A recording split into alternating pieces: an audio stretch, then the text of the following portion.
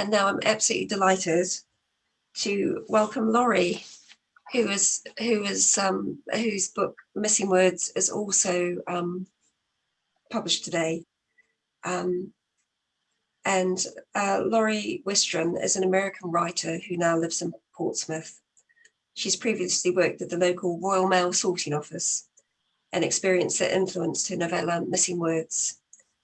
Loree has a MA and PhD in creative writing from Chichester University. Her short stories are placed highly in competitions, including the Fish Prize and the V.S. Pritchett Memorial Prize. Her writing has been published in journals and anthologies, including the London Magazine. And Missing Words is her debut novella. And a great big welcome to Loree to read from her work.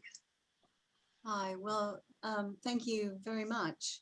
I just want to say I've read all three of the other novellas and they are fabulous. And I feel really, honored to have mine among them. This section that I'm going to read from is from the early part of the book, and it's introducing the postcard that plays a central role. The character works at Royal Mail sorting office here in Portsmouth, and anyway, I shall continue. Okay. It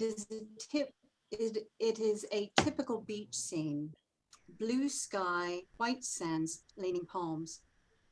One of the perks of sorting mail is looking at postcards from other people's holidays.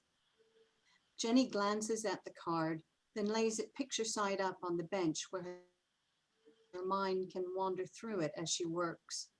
Postcards from beach holidays, though, are meager inspiration, and she longs for a more engaging view to come along. Sunrise behind the pyramids on the Giza Plateau, Icelandic geysers shooting skywards, a mule train picking its way down the side of the Grand Canyon. Her favorite card so far this summer has been from a girl who called herself Miracle. The picture was of a sand-colored temple surrounded by shorn-headed boys in saffron robes, and Miracle, so she wrote, had found tranquility. When her bench is cleared again, Jenny upends a fresh box of letters and spreads its contents in front of the wooden frame. She grabs a handful of the envelopes and, clutching them close to her chest, she begins sorting once more. Her right hand plucks crisp endearments and telecom bills from her left and casts them into pigeonholes marked Preston and Leeds and Plymouth and York in smooth, sharp, continuous strokes.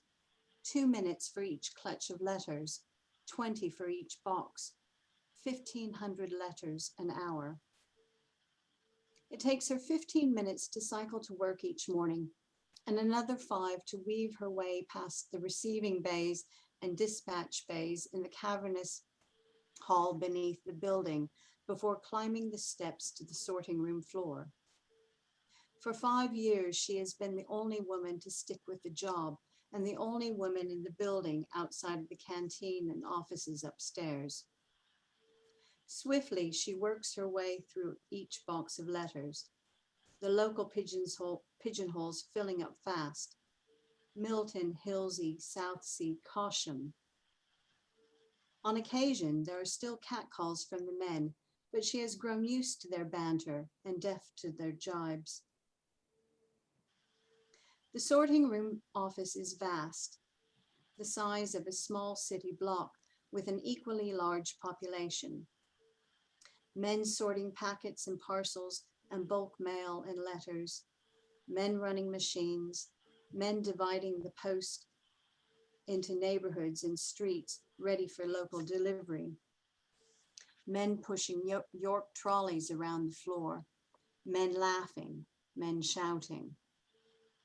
On the north and west sides of the sorting room, 2 floors of offices rise above the main hall, their blackened windows overlooking the machines and the men and her. In all the time Jenny has worked in the sorting room, she has been upstairs only once, the day she was interviewed, tested, hired, and trained. As she works, she glances up at the windows from time to time and wonders if someone is behind the glass looking down.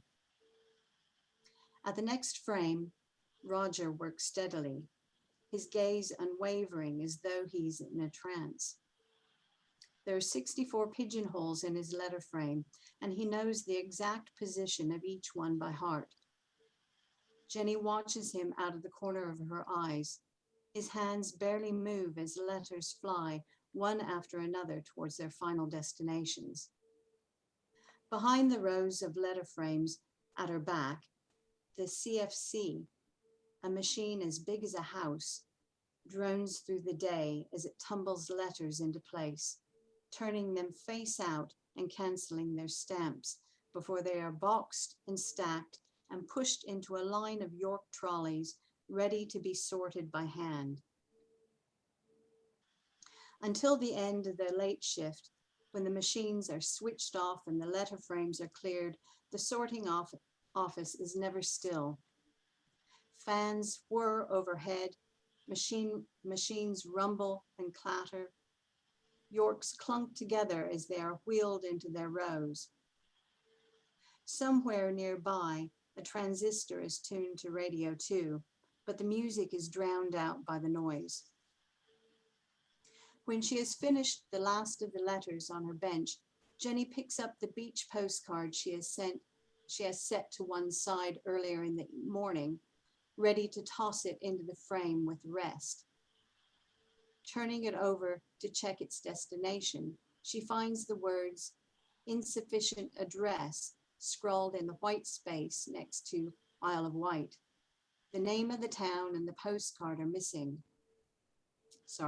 The name of the town and the postcode are missing. Its only destination now is the dead letter office at the far end of the sorting room. She scans the message quickly. Life is nothing without you in it. There we go. Oh, wow. Thank you so much, Loree. I was completely there in that workplace with you, seeing it and feeling it, and it's amazing to have that part of the story, because then everything leads from that moment, doesn't it, into the rest of the novella, and we'll be talking about that a little bit later.